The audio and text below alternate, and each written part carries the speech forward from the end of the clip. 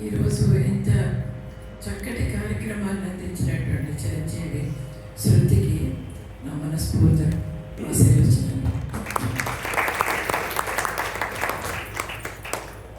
శృతి గురించి ఒక నిమిషం చెప్పాలి. తను చిన్నప్పటి నుంచి కూడా మంచి సాధన చేసి వాళ్ళ అమ్మగారు ఉమాదేవి గారు, వాళ్ళ నాన్నగారు రామకృష్ణ గారు ఎంతో ప్రోత్సహించి తనని మ్యూజిక్ క్లాసెస్కి దింపడం. ఆవిడ చెప్తూ ఉండేవారు, మహారాజ్ త్యాగరాజు గారు ఎంతో శ్రద్ధతో పాఠాలు చెప్తారని. అంటే తనకి తెలియదు కానీ తన గురించి నాకు తెలుసు. చాలా శ్రద్ధగా చక్కగా నేర్చుకుని త్యాగరాజు గారు చెప్పినట్టుగా తల్లిదండ్రులకి గురువుకి ఒక మంచి కీర్తిని సంపాదించి పెడుతుంది అనగా ఆశ్చర్యం లేదు. ఇంకొకటి చాలా ముచ్చటైనటువంటి విషయం ఏంటంటే, సాధారణంగా యుఎస్ మిగతా కంట్రీస్కి వెళ్ళినప్పుడు వాళ్ళకి వచ్చే స్కాలర్షిప్ అవి సరిపోదు.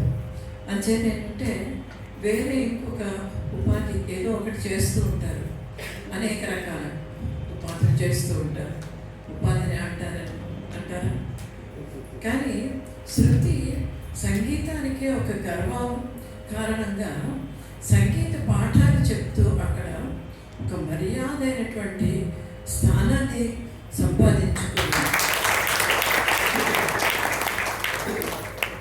సంగీత పాఠాలు చెప్తూ స్టూడెంట్స్ వచ్చి కార్లో తను తీసుకెళ్ళి పాఠాలు నేర్చుకుని మళ్ళీ కార్లో తిప్పి, అంటే ఆ సంగీతానికి ఉన్నటువంటి స్థానం ఎటువంటిదో మనం ఆలోచించవచ్చు.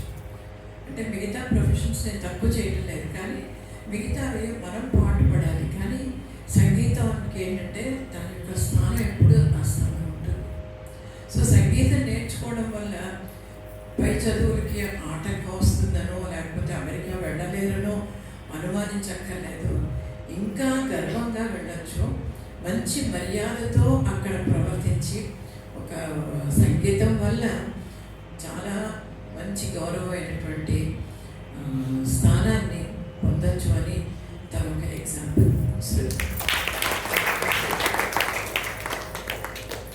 ఈరోజు కార్యక్రమం ఆది అంతం చాలా చక్కగా పాడింది. సాబేరి రాగంలో మంచి ఇలాబరేట్గా రాగం పాడడం చాలా కష్టం, సాబేరి లాంటి రాగాలు. కానీ చక్కటి సంగతులు అన్నీ వేసి చాలా విస్తారంగా పాడి మంచి కృతి. అంటే అన్ని కృతులు మంచివే, కానీ ఒక చౌక కాలంలో ఇటువంటి కృతి పాడడం అనేది చాలా కష్టం. అందులో మంచి స్వరం వేసి అదే రాగంలో తనియావృతాన్ని ఇచ్చి మొత్తం ముందే అసలు మనకి సంగీతంలో ఉండేటువంటి అట్మాస్ఫియర్ పట్టుకొచ్చి తర్వాత మిగతా అంశాలన్నీ పాడింది. అండ్ వైరన్ మీ చక్కటి సహకారం, ముగ్గురు కూడా కళాకారులు చాలా చక్కగా. తర్వాత విద్యార్థులు అందరూ ఒకటి ముఖ్యంగా తెలుసుకోవాల్సింది ఏంటంటే, సంగీతంలో వోకల్ ఒక్కటే కాదు, ఒక ఇన్స్ట్రుమెంట్ కూడా తప్పనిసరిగా నేర్చుకోవాలి. మృదంగా నేర్చుకుంటే చాలా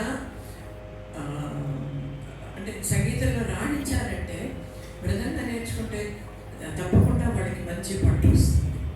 బాలబల్లి కృష్ణ గారు అంత గొప్ప విద్వాంసులు అయ్యారంటే ఆయన వోకలు, వయోలా, వయలను, మృదంగం ఇన్ని ఇన్స్ట్రుమెంట్స్ నేర్చుకున్నారు కనుక ఆయనకి మరి సాటి మరెవరు లేరు. అంత ఉన్నత స్థాయికి వెళ్ళడానికి కారణం ఆయన అన్ని ఇన్స్ట్రుమెంట్స్ మీద కూడా మంచి పట్టు సంపాదించారు. అంచేత విద్యార్థులు కేవలం వోకల్ కాకుండా మిగతా ఇన్స్ట్రుమెంట్స్, ముఖ్యంగా మృదంగం అంటే ఒక పెర్కషన్, ఒక నాన్ పెర్కషన్ ఇన్స్ట్రుమెంట్స్ మీద మనకి అవగాహన ఉన్నప్పుడు మంచి ఉన్నత స్థాయికి చేరడానికి అవకాశం ఉంటుంది. సో తప్పనిసరిగా మృదంగం కానీ వైలిన్ కానీ నేర్చుకుని సంగీతంలో నేర్చుకుంటే తప్పనిసరిగా అందరూ కూడా మంచి ఉన్నత స్థాయిలోకి వస్తారు. ఈ అవకాశం ఇచ్చిన చేత 4 మాటలు మాట్లాడించినందుకు చాలా సంతోషం. త్యాగరాజు గారికి ఎప్పుడూ ఉండాలి, మంచి ఉన్నత స్థాయిలో ఉండాలి అని ఆశీర్వదిస్తాను.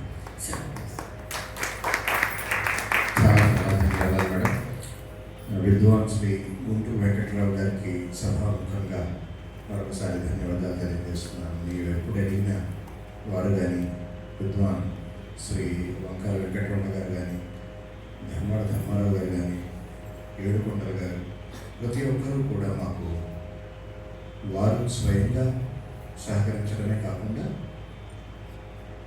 వారి శిష్య బృందాన్ని కూడా మా కార్యక్రమానికి పంపించి సభని జయప్రదం చేయడంలో ఎంతో దోహదం చేశారు. అలాగే ఈనాడు విద్వాన్ శ్రీ అనంత రామచరణ్ గారు ఎంతో బిజీగా ఉన్న ఆర్టిస్టులు వారు తన శిష్య వాత్సల్యంతో మా ఎందు అభిమానంతో ఈరోజు విజయనగరం నుంచి శ్రమకు తీసుకుని ఇక్కడికి వచ్చి ఎప్పుడు కూడా శిష్యాన్నిచ్చే పరాజయం అంటారు. అంటే శిష్యులు తమకన్నా బాగా పర్ఫామ్ చేస్తూ ఉంటే గురువు అంతకన్నా అద్భుతంగా లవలేషన్ చాలు వారి విద్వత్తు ఏంటో తెలుసుకోవడానికి. కానీ తనని తాను తగ్గించుకుంటారు, ఎందుకంటే శిష్యుల్ని ప్రమోట్ చేయడం.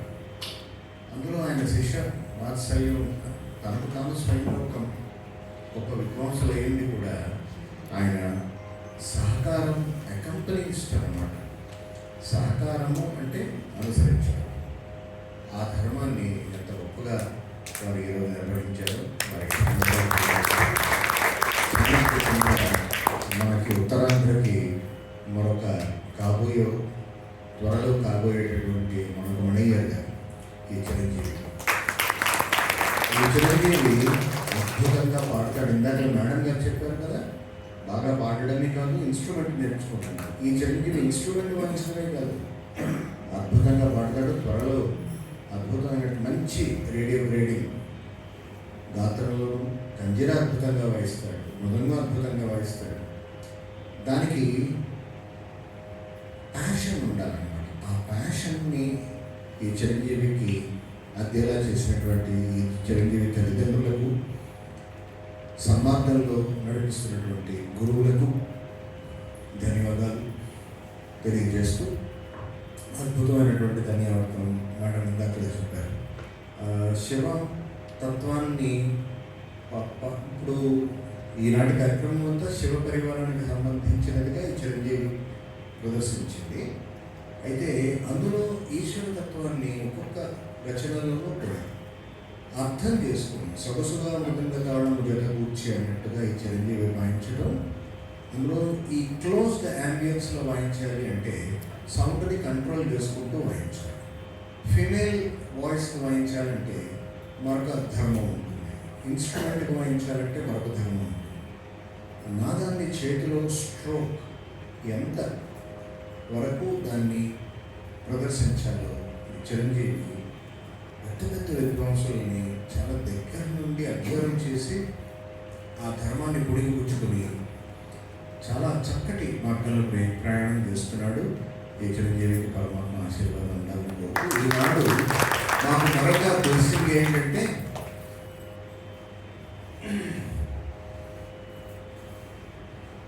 మేము ఏ కార్యక్రమం చేసినా మాకు చాలా చేదుడు వాదుడుగా ఉండేటటువంటి విశాఖపుర ప్రముఖులలో ప్రముఖ ఆధ్యాత్మికవేత్త శ్రీమాన్ రాజశేఖర్ గారు. వారు ఈనాడు మా కార్యక్రమానికి వేరే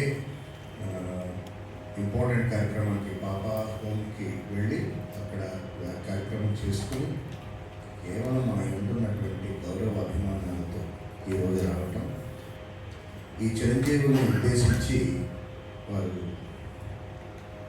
ఆయన సార్ నేను ఈ చిరంజీవిని ఆశీర్వదిస్తాను అంటే మాకు ఎంత అధిక ఆనందం అనిపించిందంటే మా అందరి తరఫున